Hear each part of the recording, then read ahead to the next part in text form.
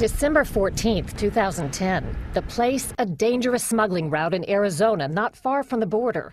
A special tactical border squad was on patrol when gunfire broke out, and Agent Brian Terry, shown here in a training exercise, was killed.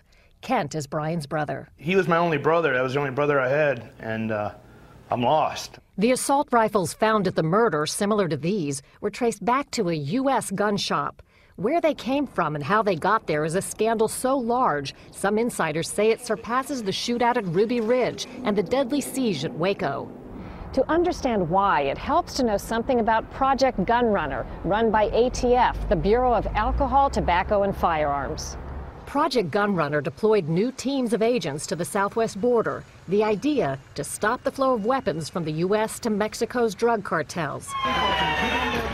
But in practice, sources tell CBS News, ATF's actions had the opposite result. They allegedly facilitated the delivery of thousands of guns into criminal hands. We wanted to ask ATF officials about the case, but they wouldn't agree to an interview. We were able to speak to 6 veteran ATF agents and executives involved. They don't want to be quoted by name for fear of retaliation. These are their allegations.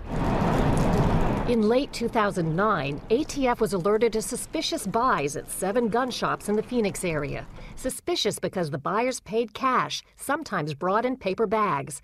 And they purchased classic weapons of choice used by Mexican drug traffickers, semi-automatic versions of military-type rifles and pistols. Sources tell CBS News several gun shops wanted to stop the questionable sales, but ATF encouraged them to continue. Jaime Avila was one of the suspicious buyers. ATF put him in its suspect database in January 2010.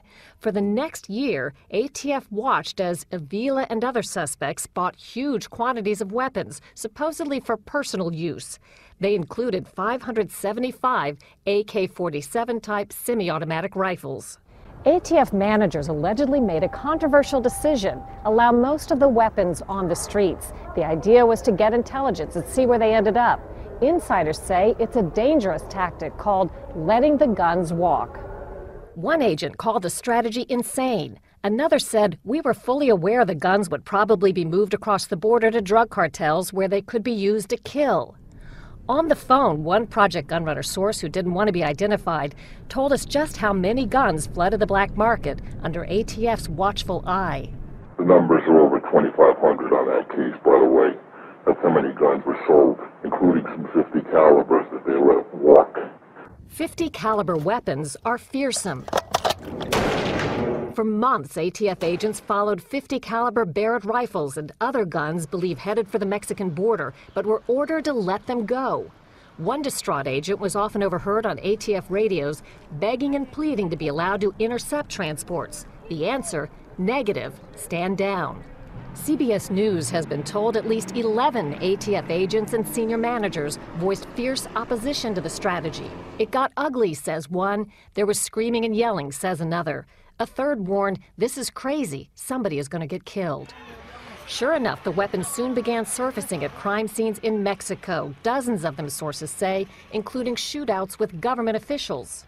One agent argued with a superior asking, "Are you prepared to go to the funeral of a federal officer killed with one of these guns?" Another says, "Every time there was a shooting near the border, we would all hold our breath, hoping it wasn't one of our guns." Then Border Patrol agent Brian Terry was murdered. These are the serial numbers on the 2 assault rifles found at the scene. They match 2 rifles ATF watched Jaime Avila buy in Phoenix nearly a year before. Officials won't answer whether the bullet that killed Terry came from one of those rifles, but the nightmare had come true. Walked guns turned up at a federal agent's murder. You feel like shit. You feel for the parents, one ATF veteran told us. Hours after Terry was gunned down, ATF finally arrested Avila. They've since indicted 34 suspected gun runners in the same group, but the indictment makes no mention of Terry's murder, and no one is charged in his death. He'd want him to tell the truth, and that's one thing my brother didn't like, was a liar. And that's what he didn't want. He didn't want the truth. In a letter, the Justice Department says the ATF has never knowingly allowed the sale of assault weapons to suspected gun runners. Cheryl Atkinson, CBS News, Washington.